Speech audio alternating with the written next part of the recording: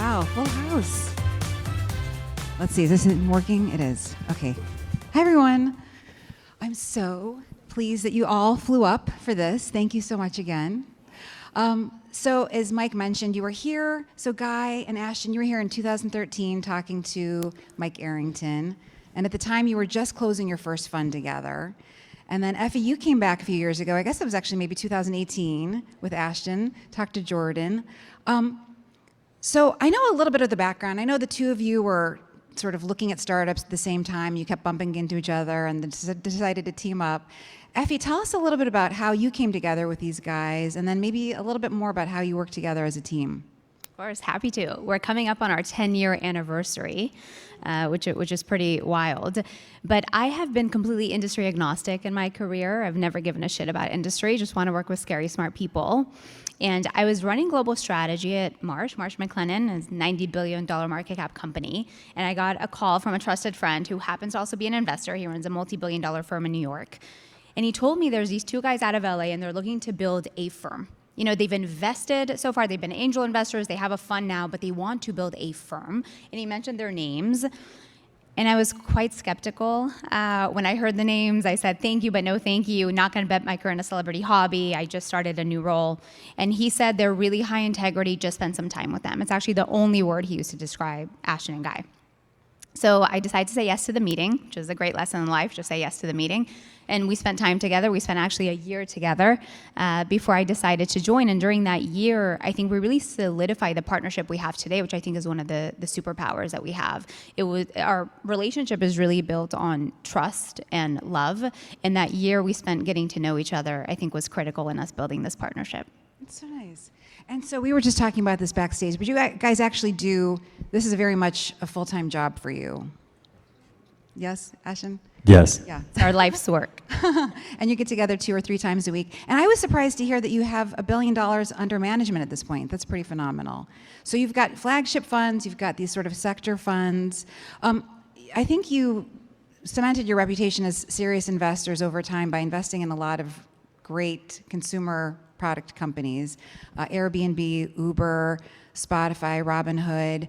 But you've done much more than that, and I'm just sort of I'm wondering if you can talk a little bit about some of how you see the world. Like I'd seen an obesity company that you funded recently, a Series B that I thought was really interesting, Form Health. So whose idea was that? How did that deal come together? I'm sure I'm happy to take it. There's actually an investor on our team, Juliet, who sourced this company. She's been spending a lot of time on digital health. And for us, the idea of Form Health, first of all, is they're creating solutions for employers to offer clinical weight loss for their employees. And so we love that idea on the surface, going to massive employers and then offering these services to employees that actually provides a real ROI. But what we actually liked even more, and what Juliet very acutely saw in the company, is the data that they were building around this. There's a real data moat for the company. So how? So they are tracking every program that every employee is on, personalized health, nutrition, fitness, use of GLP-1s as well as included. They're tracking the efficacy of those programs, and they're capturing that into this data trove. So that's something we got really excited about. I know, Ashton, in your time that you spent with Evan Richardson, the CEO, that's something that, we really spent time figuring out. How do they monetize and grow that over time? So I don't know. Yeah, I think one thing that's interesting about the company is it's in the GLP-1 space, which I think everyone knows is basically like the backbone of all pharmaceutical revenues today, which is wild. And with just sort of continued efficacy of variable things coming out about it. So you go, okay, well, that's interesting. But the really interesting thing is when you match up this unique proprietary data set that is persistent. They built this really cool mousetrap, and I think a lot of the amazing companies that are coming out today have this in similar, which is they built some mousetrap that's creating a persistent data loop, which is growing a data set that is distinct from any other data set that is out there. And when you combine that with the new breakthroughs that we've seen in AI, that becomes very, very interesting. And it becomes somewhat the only wedge that may be available in the future, because as we're seeing AI that is now generating code, the tech moat is starting to drastically reduce. And so you asked then what are the moats that these various companies have? And that persistent loop of that persistent data set we think is incredibly valuable. And then in addition to that, like whatever brand and go-to-market efficiencies these companies can create, those really become the functional set of defensibility for these companies on an ongoing basis. And so we love Form, and then obviously there's an incredibly competent founder that you know competence gives us confidence, if you will. And you, Effie, we were talking backstage, and you said you invest in about 8 companies a year. So for the founders out there who are wondering how to work with sound, I mean, what is sort of like the mandate of the fund? Are there any limitations, or is it just...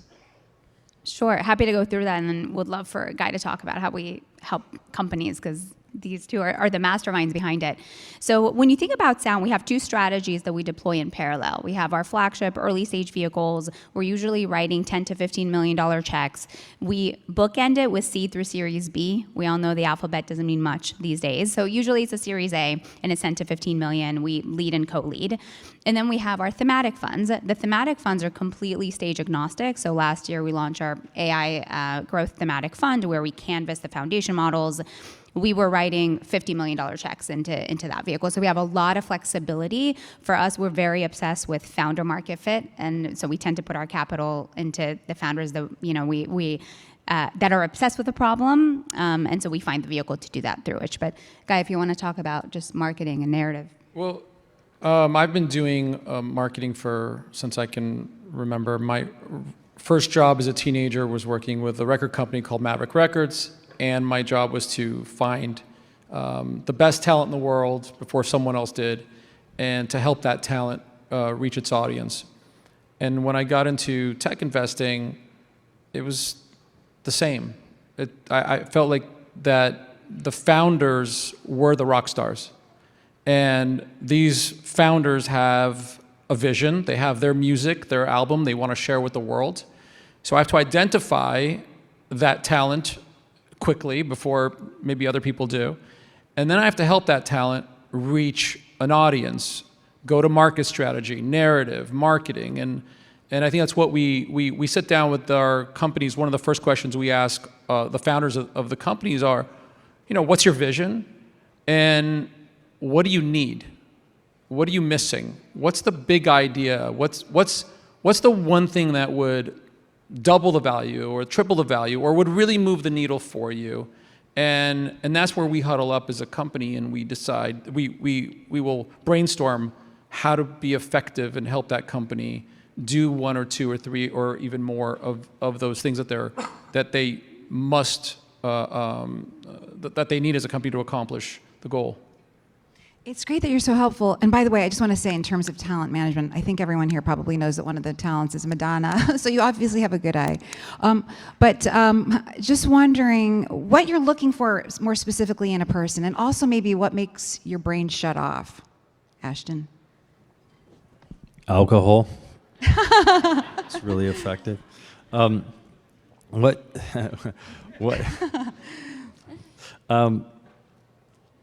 What are we looking for? You know, usually a founder comes in and there's a level of flexibility in the way that they think. And sometimes we call it like up thinking. When most people would get to a road and there's a fork in the road, they think I can go left or I can go right. And like extraordinary founders have this sense that you could go up and then go that way and go whichever direction you want. And oftentimes when we start to engage in a conversation, one, you want to feel that somebody has like some extraordinary domain expertise in the space that they're going into. You know, it's like, I remember when we invested in Equipment Share, it was like Jabok and Willie had like their dad had worked construction. They'd been on sites. They knew heavy equipment. They understood that space, and they understood that domain. Like there wasn't a question you could ask them about that domain that they couldn't give you a sense of an answer on. And anything they didn't know, they would go, that's a great question. I'm going to pursue that and then come back to you. And so it's a willingness to learn, an ability to learn really quickly, and then extraordinary domain expertise. I think those things are pretty essential. And then you also, and a lot of investors will kind of BS about this, but the truth of the matter is, it matters who you keep company with. Like, it really does make a difference. Like, if you're surrounding yourself with other founders that are pursuing really difficult problems and solving difficult problems, and those founders are saying this person's really smart and this person's really good, and then other investors, like, the pedigree of investors matters. And so if you have a company that comes in and they have a pedigree of investors that are very, very good, and you know that those are the types of investors that really do their work before they make an investment in a company, and it comes in from recommended by that firm or those individuals, you look at it differently than what you look at like a cold inbound, because you have nothing to base it off of. And it's kind of like dating. Like, if a really good friend of yours says, no, this is a good person, then you go, okay, that's probably a good person. And so, and you give them a different level of grace and a different amount of time. So I think relationships really matter as well. And I totally agree with you on clarity of vision. I mean, you asked Connie what puts us to sleep. I mean, there are companies that will pitch us for 30 or 45 minutes and we walk away and we're actually not sure what they're building. And so maybe practical advice for founders is get out of the echo chamber, your echo chamber, for a minute, because you're obsessed and thinking about this 24/7. There are folks around that, even if it's not, I'm not even saying from a technical perspective we don't understand. Maybe we do, but we don't understand the acute problem you're solving, or we don't understand why you're solving it. And so get out of that echo chamber and try to pitch someone who knows nothing about what you've built and who's not an investor, right, in a disarming fashion. And just try to learn from them and see what questions they ask. I think especially for an intro meeting. I'd also say, like, knowing your numbers matters. Like, it really, really matters. If you're asking someone what their TAM is and they don't have the slightest idea, or you're asking them what their churn is and they're like, well, we'd have to go check, or you're asking them, you know, what their net revenue retention is, and they're like, well, it's well, and then they're trying to give you some bullshitty answer about it. You go like, okay, this is like, knowing your numbers, to me, is like knowing your business, and knowing if you're leading the business, it's like knowing that your kid is upset, like as a parent, and on the floor flopping around. Like, you should know why immediately. You're their parent. Like, you should be able to diagnose that. It's hard to diagnose problems in your company if you don't know your numbers. Yeah. Also, you know, is there magic there? There's all the data and all the many things that a company can accomplish, but is there immediate magic? It's like when you meet, your significant other for the first time. There's a spark there, and for me, again, I always go back to my core, which is music. When I heard "Smells Like Teen Spirit" for the first time, I remember pulling over the car, or those special moments where you saw something for the first time. And when a founder walks in the room, this is our first moment together. You have the ability to spread some magic with your pitch. Find a way, test it on your friends, test it on other people. But to me, it's like hearing that song, and you come in, and I remember the moment we heard about this Airbnb idea. I remember the moment we heard about this Uber idea. And there's magic alongside then seeing the product. I remember ChatGPT the first time. I mean, those are impactful moments. So I think as a founder, you want to also think about the narrative and the magic that you can bring. That's some of the stuff that we help founders with. But bring that, think about it. You know what's weird about those two companies, Airbnb, Uber, Anthropic, OpenAI, like any of these companies? Do you remember the deck? No. No. No. You don't remember the deck? No. People spend all day working on some deck, like, oh, I need the graph has to be like this and then. I don't remember I don't even think I saw a deck on a couple there was no. It's not about the deck. Mm-hmm. It's about the people and the humans that are in the building that are building it, and the competencies that they have, and why they're going to win, and the market thesis, and what the insight is that is the breakthrough. It's not the deck. Like, stop spending so much time on the deck. And as a founder, one of the things that we've done with people is we've given them media classes sometimes. You're going to come in, you're going to present, and this is your show. This is your ability to share the vision, and you don't want anything to block that. Absolutely. I was going to say, for me as a journalist and my fellow colleagues, I mean, storytelling is all of it. Can you tell a great story? Sam Altman, probably the best storyteller in Silicon Valley. So I did want to talk to you about AI stuff before we lose all of our time. So first of all, do you guys talk about who your investors are? Is it like institutional investors, Hollywood? We have a mix. everyone? Institutional investors, family offices, many of which are institutional family offices, but it's a mix. So you talked briefly about the fact that you raised an AI-focused fund last year. You and I talked then, and at the time you had OpenAI, Anthropic, and Stability. But I think you were going to make like maybe 6 bets altogether. Who else is in that fund? Hugging Face, World Labs. Which one? Magic.dev. Oh, okay, great. I was wondering what you thought of Sam saying recently. So I think it's interesting because you've managed to invest in a lot of competitors, which is sort of verboten. I think it's less so now, but for a long time in VC you couldn't do that. So I was wondering if you could talk a little bit about, I guess, how you wangled that. Yeah. Smile. And we have a really like a 15-year long relationship with Sam. We looked at his first company, Looped, and we didn't invest in it, but really like maintained a relationship with Sam because we thought he was really smart. And then Sam was at Y Combinator for a long time, and we would see him every year. We would go to Y Combinator, and then we saw OpenAI kind of coming along and emerging, but it was a nonprofit for the longest time. And then suddenly we found out, oh wait, hold on, there's a way to invest in OpenAI. And so got on a plane, flew up, and sat down with Sam, had a conversation, and said to him like, look, if we do this, we want to be able to invest in competitors. And he was like, okay. And there was no like, it wasn't an issue. He was like, just fine, okay. And I think that he recognized and realized that our value add is very differentiated from the value add of other investors.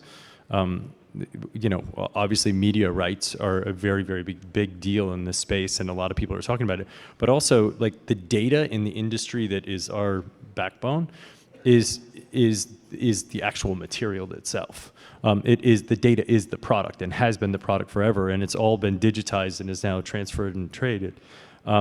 And so I think that he wanted our insights in that space and knew that would be valuable, and knew that we wouldn't have been able to exist and invest as much as we have over the last 15 plus years had we not maintained people's privacy. Sure.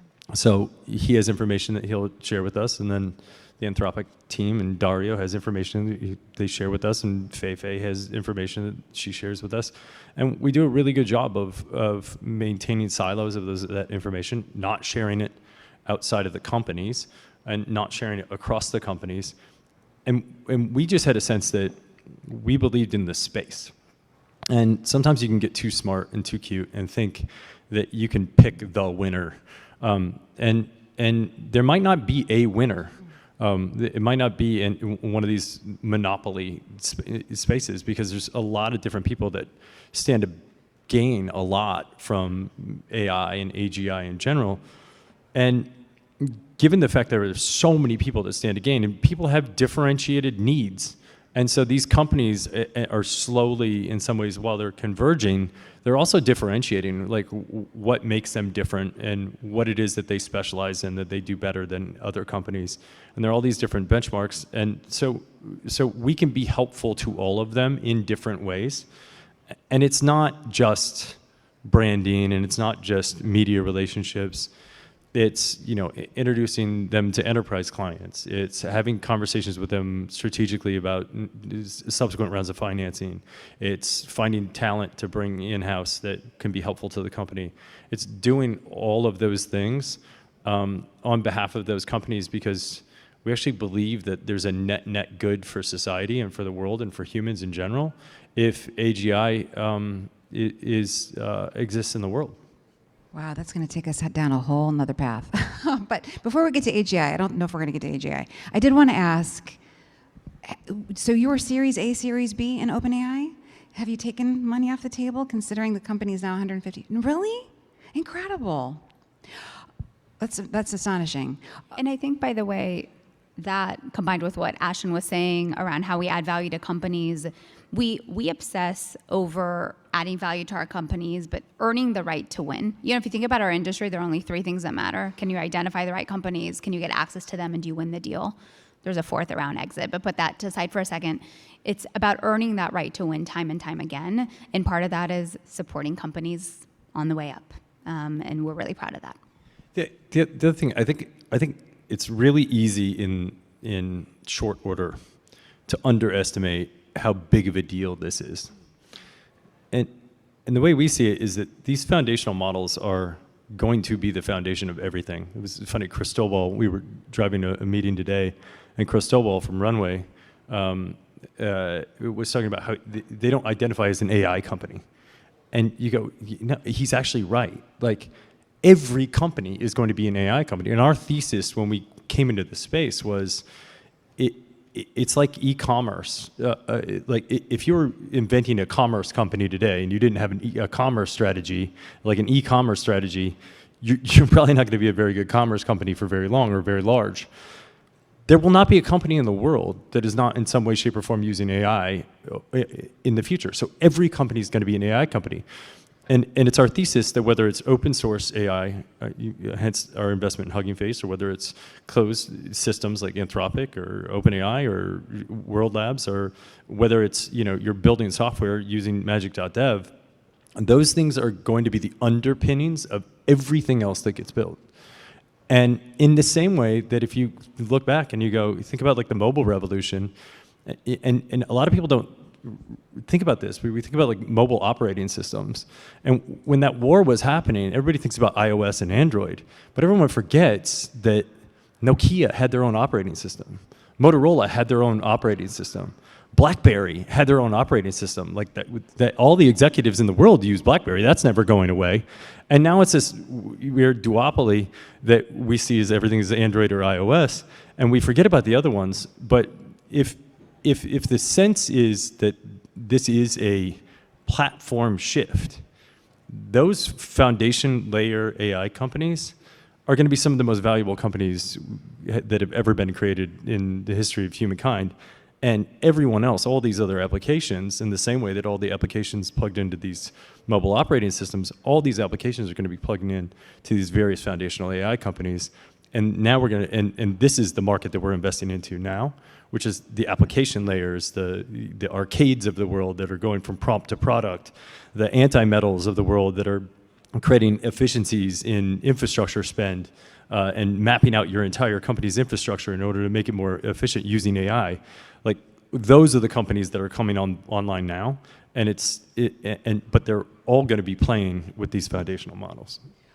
So the value is highly unrealized at this point. Yeah, no, absolutely. Well, I mean, I think that's interesting, and I don't really have an opinion. But I was going to ask, so I did want to talk to you both, especially you and Ashton and Guy, about the transformation of the creative industry. You're both sort of like in the middle of that Venn diagram, creatives, AI investments. So, an actor, Joseph Gordon-Levitt, last week at the Wall Street Journal event was talking about how he's very concerned about how AI is sort of, these LLMs are training on their work and not compensating people, not asking for permission. So how do you think about what's happening? And how do you talk to your peers about it? I wonder if there's any sort of like tension there. Well, I've spent the last 33 plus years protecting talent, supporting talent. And our unique position working with the greatest AI foundational platforms in the world gives us a front row seat to seeing where things are going. And it's important that myself and Ashton are in those rooms so that the voice of our community can be heard, and that someone is raising a hand and going, hey, we did it today in a meeting where I was like, it sounds good, it sounds easy, we'll just do this or just do that. Whoa. this is going to affect all of these different people. With Ashton's encouragement, when we first invested in these companies, he encouraged me on the music side to really get proactive. I was initially selfishly looking to stay out of the chaos of it all, because it's very overwhelming. And when I did speak to my peers, everyone that I spoke to at the time when we first invested was like, AI is going to be a disaster for the community, for music community, or let's stay away from it. And but again, we have a unique position to try to solve problems, or at least attempt to. And so for the last year and a half, there isn't a day that goes by where I'm not meeting on this subject matter and at least attempting to bring a solve that supports the talent and that makes that where everyone wins, or everyone is supported. But it's a very it's a lot to take on, because there are companies out there that, some of them are here in the room, that are running very fast, and a lot of the models are built on the content of our community, and it's not regulated. So there's a lot of chaos in all of this, and some of that will get resolved in the courts. But in the meantime, I'm spending a lot of time, again, with Ashton's support, on trying to solve the music piece of this puzzle. I also think that one of the big things that a lot of these companies are doing is trying to make sure that their product is affordable and that there's a free option of their product, so that everybody has access to be able to use these products. And I think that that's a really important thing, because